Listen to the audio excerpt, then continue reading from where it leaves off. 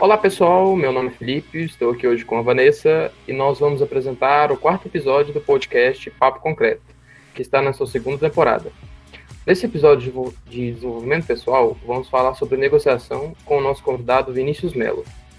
Ele é estudante de engenharia civil na UFO, fez parte do PET Civil e quando saiu decidiu criar um projeto, o Fórmula Destaque, que ajuda jovens a se desenvolverem na graduação e no início de suas carreiras por meio das soft skills. Tem feito mentorias para diversos grupos e EJS, além de atuar como palestrante em alguns eventos.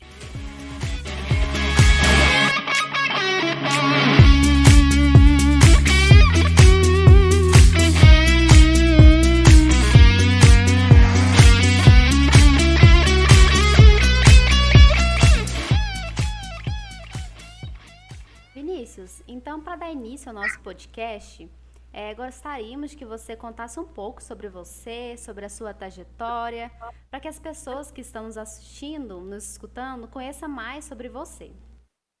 Fala pessoal, é um prazer estar aqui. Oi Vanessa, oi Felipe, oi todo mundo que está ouvindo.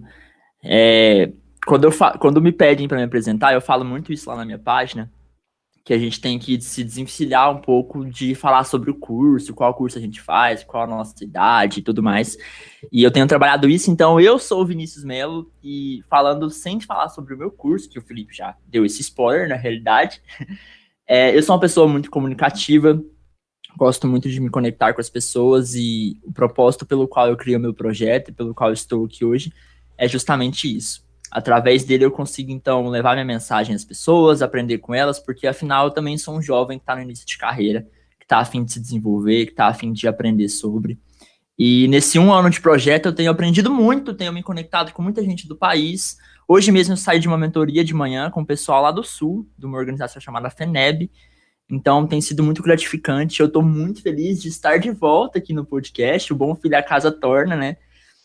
Enquanto integrante do PET, eu fui uma das pessoas que sugeriu essa atividade. Quem ouve o podcast aí com frequência pode voltar uns episódios que tá lá eu apresentando. Alguns episódios aí atrás. Então é um prazerzão de verdade estar aqui de volta hoje como convidado para falar com vocês sobre negociação e sobre soft skills em geral, que é um tema que eu tanto gosto, que eu tenho tanto trabalhado e que tem me feito ser muito grato por todos os aprendizados que eu aprendi até agora. Conta pra gente agora um pouquinho sobre as soft skills e por que a negociação está entre elas. Claro sim, Felipe. Bora lá. Para a gente definir soft skills, eu não sei se é um termo que todo mundo que está ouvindo conhece, mas ele é muito recorrente, tem sido cada vez mais recorrente, e na verdade ele não é recente. Ele está em alta agora, mas tem uma pesquisa feita pelo Instituto Dale Carnegie, junto com Harvard e junto com Stanford. Dale Carnegie é o cara que escreveu aquele livro famosíssimo, Como Fazer Amigos e Influenciar Pessoas. Ele tem um instituto sobre oratória e sobre comunicação. Os três fizeram uma pesquisa em 1918 e apontaram que, desde então, as soft skills são cruciais para que engenheiros, na época da pesquisa, se destaquem no mercado de trabalho, consigam gerir equipes, consigam fazer relações interpessoais de qualidade. Então, quando a gente vai definir soft skill, eu acho interessantíssimo e importante a gente trazer o conceito de hard skills primeiro, que são as habilidades técnicas. O que você entende por hard skill é tudo aquilo que pode ser aprendido e mensurado. Então, são habilidades como, por exemplo, o Excel, como a sua graduação, como um curso de inglês, porque são habilidades que você passa por um curso, passa por um processo de aprendizado, depois tem um certificado, uma prova que consegue mensurar o quão bom, o quão dominador você tem, o quanto domínio você tem sobre aquele assunto. Agora, quando a gente fala de soft skills, como é que você define o quão bom líder uma pessoa é? Como é que você mensura isso? Como é que você mensura o quanto uma pessoa é boa em negociação? Isso é muito relativo. Isso é soft. Isso é leve. Isso é macio. O soft em inglês literalmente é macio. Mas isso quer dizer que as soft skills são habilidades comportamentais. Então elas têm muito a ver com o relacionamento seu com as outras pessoas e desse modo também com a perspectiva que elas têm sobre você. Então, de uma forma que fica bem clara, as hard skills eu gosto de considerar elas como as ferramentas e as soft skills são como saber fazer. Se você domina muito bem o Excel, por exemplo, sabe lá usar o VBA, sabe fazer macros, tabela dinâmica, faz uma ótima avaliação de resultado para sua empresa. Você então agenda uma reunião e você tem que apresentar isso. Se você não se comunica bem, se você não sabe fazer uma análise crítica dos dados, se você não sabe argumentar e também negociar aquela sua apresentação, persuadir as pessoas, de nada adianta. Você dominou a hard skill, mas você não soube utilizá-la a seu favor por meio das soft skills. Então vale ressaltar que soft skill é importante, sim, elas são a cereja do bolo, mas as hard skills são a base, elas também são cruciais. Então quando você vai para o mercado de trabalho, é bom que você saia como um bom engenheiro civil, e aí o que vai dar ali o temperinho, o que vai dar a cereja do bolo, são as soft skills. E quando a gente fala, então, delas especificamente, a gente tem diversas. Não existe um consenso sobre quantas existem e quais são elas. Mas as mais comuns são liderança, são comunicação, negociação, trabalho em equipe, inteligência emocional, criatividade, orientação para servir. Tem uma pesquisa da ONU que fala quais são as 10 mais requisitadas para o mercado de trabalho, e a negociação está entre elas. Por isso é importantíssimo que a gente desenvolva e consiga aplicar no nosso dia a dia, antes mesmo de entrar para o mercado de trabalho, ainda durante a graduação. Top, muito bacana. Muitas vezes a gente acha que em determinadas situações a gente não está praticando uma soft skill. Acha que isso é algo tipo, eu tenho que observar o que eu estou fazendo para ver se estou praticando isso. Então, Vinícius, conta pra gente como que a negociação ela pode ser colocada em prática, como que a gente pode observar a situação sendo um bom negociador, como a gente pode ser um bom negociador, digamos assim. Legal que você falou isso, Vanessa, porque quando a gente fala de negociação, ela é uma das soft skills mais difíceis, a princípio, de você visualizar a necessidade de você ter ela. Porque é natural que as pessoas associem negociação a processo de vendas. Então, você imagina que você tem que ser um bom negociador quando você vai trabalhar com vendas. Aí você está aqui num público que ouve podcast que é engenheiro civil em sua maioria. O engenheiro civil basicamente não vai vender, ele não vai, se ele realmente for trabalhar com a profissão, for para uma obra, por exemplo, ele não vai vender especificamente. Pode ser que sim, assuma um cargo nesse aspecto, mas em geral não. E a pessoa que não tem esse cargo, ela pensa, não vou precisar usar negociação então. Só que na realidade, tem uma pesquisa feita com 676 organizações empresariais ao longo de todo o mundo. E ela apontou que para estagiários, por exemplo, ou para você ser um profissional efetivado, a negociação fica em terceira habilidade mais importante. Isso por quê? Porque ela não se restringe só a vendas, apesar da gente perceber ela muito em processos de vendas. Você negocia quando você fala com seus pais, por exemplo, para negociar se você vai ou não em uma viagem, se você vai ou não sair. Você negocia com um amigo para entrar em um acordo onde vocês irão sair no próximo final de semana, inclusive saudades, né? Porque não tem mais isso durante a pandemia. Você negocia prazos, você negocia tarefas, negocia expectativas. Então, enquanto você estiver se relacionando com as pessoas, você está negociando. Porque, afinal, a negociação é um processo de comunicação entre duas partes em que elas têm que chegar a um acordo de um sim. E aí ganha a parte que argumentar melhor, que persuadir a outra melhor. Então, a negociação está presente no seu dia a dia, você consegue ver ela em diversas situações como as que eu citei. E basicamente, quando você fala de negociação, então, você entende que ela é um processo de comunicação e que o objetivo final da conversa é obter um sim da outra parte. Você pode fazer isso consciente ou inconscientemente. De forma inconsciente, nas conversas suas do dia a dia, como conversar com seus pais para você viajar, ou como negociar um local que você vai jantar, por exemplo, com seus amigos, com o namorado ou com a namorada. E conscientemente, quando você realmente está em um processo ali de negociação, falando do pet, por exemplo, quando você negocia um patrocínio com algum patrocinador. Muito bom, Vinícius. A gente sabe que nós podemos influenciar as pessoas por meio de gatilhos mentais em certas ocasiões. A negociação possui esses gatilhos? Sim, Felipe, você chegou no assunto principal de negociação. Como eu disse para vocês, negociar é você esperar ouvir o sim de uma pessoa. Então, no processo de negociação, ele termina quando você ouve um sim ou, por exemplo, quando você ouve um não definitivo. Mas o seu objetivo sempre é ouvir um sim ou fazer com que a outra parte da negociação entre de acordo com o que você quer, com a ideia que você quer apresentar ou com a proposta que você quer fazer. Então, quando a gente pensa nesse processo, a gente tem que voltar um pouco em como o nosso cérebro funciona. O tempo todo a gente toma decisões ao longo do nosso dia a dia.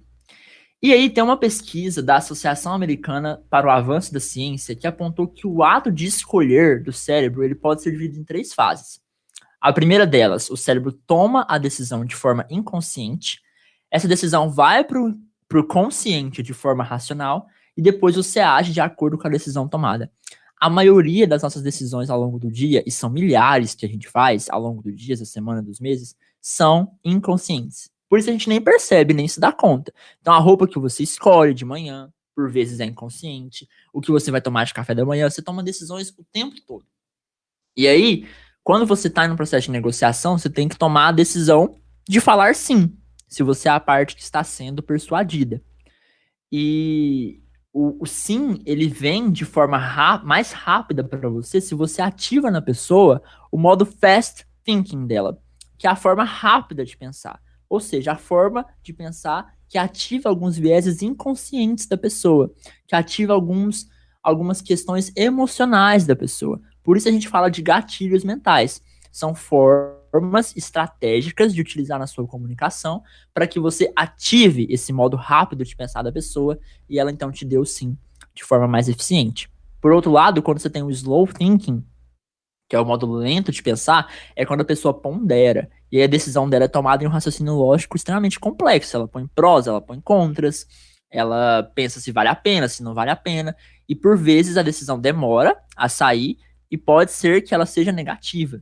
Então, o intuito de um processo de negociação que aplica gatilho mental é chegar no sim mais rápido possível, fazendo com que você pegue atalhos ali, levando a pessoa a tomar decisões inconscientes. Mas claro que isso tudo de forma lícita, né? Você também não está hipnotizando a pessoa e obrigando ela a falar assim, não. São só formas que são usadas sempre para que a gente atinja o objetivo de dizer sim mais rápido. Um exemplo disso, que fica muito claro nas vendas, você pode parar para pensar, você que está ouvindo aí, ó, dá uma olhada no seu redor quando você for no supermercado, por exemplo. Os gatilhos mentais estão ali o tempo todo. Em comerciais, no mercado, em campanhas de fast food, em campanhas de descontos, combos, propagandas do Instagram, do Facebook, o tempo todo tá. Desconto, promoção por tempo ilimitado, você entra no site de hotéis, por exemplo, tem X vagas restantes, no site de avião tem X poltronas restantes, e o tempo tá acabando para você comprar. O tempo todo nós somos bombardeados com gatilhos mentais que nos fazem, por vezes, tomar a decisão de comprar mais rápido, e aí a gente vai e compra com a emoção, depois vai e justifica com a razão. Perfeito, Vinícius. A gente, que nem eu falei anteriormente, muitas vezes a gente nem percebe que a gente está negociando alguma coisa. Por exemplo, quando a gente vai fazer um trabalho com alguma pessoa, não é simplesmente a gente chega e fala para ela, olha, tal dia, vamos conversar, fazer uma negociação, algo bacana. Você acha que isso pode ser enquadrado na universidade? Em que ocasiões, por exemplo, no nosso mundo acadêmico? Pode demais, Vanessa, pode. Tanto que a negociação, quando você fala ela no mercado de trabalho para alguém que não vai trabalhar com vendas, é aí que ela se faz mais presente, né? Negociar prazos, negociar expectativas, negociar atendimento de demandas, enfim. Vou dar um exemplo meu prático. Atualmente eu sou estagiário na Build, é uma construtora aqui em Uberlândia. E eu faço parte de um setor de gestão técnica. Então, quando eu estou responsável por um empreendimento, tem uma parte que eu tenho que fazer que chama QC de projetistas. Então, eu entro em contato com projetistas, peço propostas para eles de projeto, de quanto vai custar para fazer o projeto, e faço uma análise e tal. E ali, naquele momento, eu tenho que aplicar a negociação mais famosa, que é a negociação de custo, de valor mesmo, de venda. Então, eu negocio com eles para abaixar. Mas depois, eu tenho que negociar prazo com eles, eu tenho que negociar entrega, tenho que negociar se eles estão fazendo a entrega dentro das premissas da empresa, se é de acordo com o que a gente pede, se é nas fases que a gente pede. Então, quando você vai para o mercado de trabalho e até mesmo na faculdade, você precisa já aplicar, ter consciência primeiro que a negociação está em qualquer momento que você conversa com alguém que quer ouvir um sim dela. Depois disso, você começa a aplicar os gatilhos para que você chegue nesse sim mais rápido. Eu acho válido a gente entrar em alguns gatilhos. Assim como soft skills, gatilhos são inúmeros, tem vários que são aplicados o tempo todo. Mas durante as minhas lives lá no Instagram, durante as minhas mentorias, eu sempre gosto de citar 5 gatilhos, e que eu vou citar aqui de forma mais breve, afinal é um podcast, mas que eu acho válido para a pessoa que tem interesse pesquisar mais depois. Por exemplo, o primeiro gatilho, ele é sobre a prova social. Imagine você vai ali no centro de Uberlândia, na Bicota, você nunca veio aqui no centro, a Vanessa não é daqui, né, Vanessa? Sou não. Então, eu não sei como é que você chegou durante a pandemia ou se foi antes, mas ali no centro era uma loucura, né? O negócio era bem cheio nos finais de semana. E tem várias baladas ali, tem vários bares e tudo mais. Se você não é daqui, você chega no centro, e aí tem, tipo, 5 bares, e 4 estão cheios, até com fila na porta, e um não. Naturalmente, você pensa o quê? Vou porque tá mais cheio, né? Que lá o negócio tá melhor. Natural. Tem vezes que a pessoa vai falar, não, nossa, tá cheio, eu vou querer ir no vazio ali, porque eu quero calma, quero paz. Mas geralmente não é o que a pessoa tá procurando quando ela sai no sábado à noite no centro da cidade, né? Você naturalmente entende que o bar mais cheio provavelmente fornece um serviço melhor, porque ele tem mais pessoas. Esse é o gatilho da prova social. Ele tem muita relação com números. Quanto mais gente usa ou tem experiência com aquele produto, mais você acredita que ele é bom. Então, basicamente é um atalho para você não ter que ponderar se aquele produto é bom ou não, ter que ter experiência por conta própria, ter que ir lá, fazer seus prós e contras de forma consciente. Não. Quando tem muita gente, basicamente elas estão falando assim para você: olha, eu já provei, eu tô aqui, é porque é bom, então tomo sim de cara, pode ir que confie em mim que vai valer a pena. E uma forma muito, muito legal, um exemplo muito bom para a gente visualizar isso, é uma mulher, ela é copywriter. Essa é uma profissão que utiliza muito de gatilhos mentais e de estratégias de marketing para persuadir as pessoas no marketing digital. E ela fez uma propaganda na televisão de um produto que era comprado por meio de telefonemas. Aí na propaganda passava lá e no final tinha uma chamada para ação, que a primeira chamada era assim: os operadores estão esperando. Por favor, ligue agora. Essa é a primeira chamada de ação. Só que isso não gerou resultado legal para as vendas da empresa, sabe? Ela falou, nossa, o que eu faço para conseguir melhorar isso? O que ela fez foi, mudou a chamada de ação. O mesmo intervalo, a mesma propaganda na televisão, mas a chamada de ação no final era diferente. Era a seguinte: se os operadores estiverem ocupados, por favor, ligue de novo. Mudou nada na empresa, não mudou nada no produto, mas mudou a chamada de ação. O que a segunda chamada de ação fez foi simplesmente aumentar em 200% as vendas da empresa. Isso aconteceu porque deu a sensação das pessoas que viram o comercial de que os operadores estão ocupadíssimos, que tem gente demais ligando. E aí fez com que as pessoas entendessem que o produto é bom, porque se tem muita gente ligando, se eles estão ocupados, eu tenho que ver de qual que é isso aí, ir lá e ligar e talvez comprar. Então o gatilho da prova social, ele é muito bem visto nesse aspecto. Mas uma coisa importante para ressaltar sobre qualquer gatilho, especialmente para esse: não adianta você utilizar dados, utilizar números que sejam falsos. Porque você vai estar sendo antiético, para começar, e segundo, porque isso aí é como se fosse uma folha verde na fogueira. Não vai pegar fogo, não vai adiantar. Você não vai pôr lenha na fogueira e não vai realmente gerar o desejo de compra nas pessoas. Pode ser que de forma imediata sim, mas a longo prazo não. Então, para que você exercite o gatilho mental da prova social, você tem que utilizar números e quantidades reais e que você tenha familiaridade com isso. Então, no processo de negociação da sua empresa, por exemplo, que é apresentar uma ideia. Beleza, a minha ideia é a tal e ela já foi usada por outras X empresas e já impactou outras X números de pessoas. E essa ideia pode ter X participantes. Na Acessível a gente utilizava isso demais. Né? Quando eu ia negociar com a Acessível, para algum palestrante, a gente falava, olha, tem 400 participantes, a sua marca vai ser divulgada nas redes sociais, você pode ter um alcance de X mil pessoas, nós temos 1000 pessoas no Instagram, para mostrar cada vez mais que tem gente gostando do que a gente faz e que ele teria visibilidade, ou seja, prova social. E aí tem outros gatilhos também. Outros dois que são muito próximos e muito comuns também são os gatilhos da escassez e da urgência. A escassez tem muita relação com a quantidade disponível e o gatilho da urgência tem a ver com o tempo disponível. Então, tem uma pesquisa que diz que a dor de perder algo é cerca de 1,5 a 2 vezes maior do que a dor... Não, perdão, falei errado. A dor de você se arrepender de não saber como que é algo se você tivesse comprado é cerca de 2 vezes maior do que aquela dor de você decidir de não ter comprado. Então, o gatilho de escassez trabalha muito isso, essa urgência nas pessoas de terem que comprar senão tá acabando. Você vê isso em sites de avião, você vê isso em sites de hospedagem, a pessoa tem que comprar porque senão a condição ela vai acabar em algum momento. E o tempo também tem muito a ver com isso, o gatilho da urgência. Você tem que comprar, você tem que tomar a decisão, porque senão o seu tempo vai acabar e essas condições que eu estou te ofertando não são válidas. Então, por exemplo, quando eu faço uma negociação com um projetista de prazo, eu peço para ele urgência, peço para ele, alinho uma data com ele, pergunto se faz sentido e digo, olha, eu preciso da entrega tal, porque senão eu não consigo adiantar outra demanda que depende da sua atividade. Então eu digo para ele que a atividade que ele precisa me entregar tem um tempo determinado para isso, e ele precisa fazer isso logo no tempo que a gente combinou. Faz sentido aí para vocês? Sim, Vinícius, faz bastante sentido. A Vanessa aplicou isso recentemente, né, Vanessa? A gente estava até conversando. Como é que foi para você? Tá super. A gente está trabalhando na Acessive agora, então a gente trabalha bastante com a negociação, né?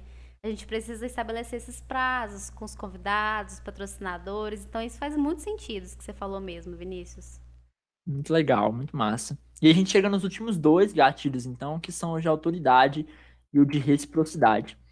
O gatilho de autoridade é quando você é referência em algum assunto e as pessoas naturalmente confiam em você. Então, se você indica alguma coisa, se você propõe alguma ideia, se você já teve um histórico de resultados alcançados anteriormente, você consegue aplicar esse gatilho com muita facilidade. Você é visto como autoridade no assunto. Agora, na faculdade, como é que você se torna autoridade no assunto? Dentro da sala de aula, se você tiver nota boa, você é uma autoridade, certo? Naturalmente, as pessoas pensam que você estuda bastante, que você é inteligente e tal. Apesar de que nota não representa muita coisa, pelo menos no meu ponto de vista. Mas se você tem notas boas, você naturalmente é uma autoridade. Então, quando você, por exemplo, alguém for perguntar para você sobre alguma coisa de matérias, ela te vê como autoridade. Se em algum momento você tiver que usar isso a seu favor, você tem esse gatilho nas suas mãos. Mas dentro do PET, por exemplo, como que você representa a autoridade para no momento de negociar uma ideia que você propôs, ela ser válida e ser aceita com mais facilidade? Tem que entregar resultado antes. Tem que mostrar que o que você fala, que o que você faz dá certo. Então é trabalhar muito mesmo, fortalecer seus pontos fortes mesmo e fazer com que as suas entregas sejam muito boas, sejam além das expectativas, porque as pessoas confiem em você e entendam que você é alguém que entrega resultado, que gera valor. Assim você vai ser referência no assunto. E quando você for propor alguma ideia ou negociar alguma coisa, você tem isso a seu favor. E por último, a reciprocidade, que é quando você, de todos os gatilhos que eu citei, ela é o mais diluído. Ela é feita com o tempo. Quanto mais tempo você aplica ele, mais você consegue ter ele forte nas suas mãos. Então, diferente, por exemplo, da prova social, que ele é pontual, você fala ali, um número de impacto que pessoas acreditaram. Não. Reciprocidade é com o tempo. É você, de fato, construir uma relação com a pessoa que você gera valor para ela. É uma relação em que você entrega mais do que é pedido, que você conversa com a pessoa, entende o lado dela, que você ajuda as pessoas. Assim, elas confiam em você, entendem que você está gerando valor para elas, se importando com elas. Em algum momento, talvez nem todas, mas a maioria, de forma natural, vão querer retribuir. E aí tá a parte da reciprocidade. Elas retribuem. Então, quando você propõe uma ideia, por exemplo, ou você propõe um prazo para alguém que está apertado, mas outras vezes você já ajudou a pessoa com esse prazo, você já apertou os seus prazos por alguém, a pessoa naturalmente vai ter a necessidade de retribuir o favor que um dia você fez. Top, muito bacana, Vinícius. Então, nós queríamos te agradecer por ter aceitado o convite do PET Civil, sua antiga casa, mas não deixou de ser sua casa. Obrigada pela sua participação e disponibilização do seu tempo para compartilhar com a gente um pouquinho do que está presente no nosso dia a dia em diversas ocasiões, como você mesmo disse. E a gente tem certeza que quem escutou esse podcast vai ficar mais curioso ainda para saber sobre esse assunto que está presente em qualquer ocasião da nossa vida, né? É isso aí, isso aí. Então foi isso, pessoal. Esse foi mais um episódio do podcast do Papo Concreto. Espero que tenham gostado bastante sobre o tema que trouxemos. E nos encontramos daqui 15 dias para falarmos sobre engenharia civil. Sigam o Vinícius nas redes sociais, acompanhem o perfil dele, que é o Fórmula.destaque. Tô lá esperando vocês para acompanharem muito sobre soft skills, muito sobre as palestras, as mentorias que eu tenho feito. E acompanhar lá os stories também, os desafios. Tem muito conteúdo bacana para vocês aprenderem sobre isso. E serem jovens destaques, né? Que é o nosso objetivo. Então é isso, pessoal. Muito obrigado. Ficamos por aqui.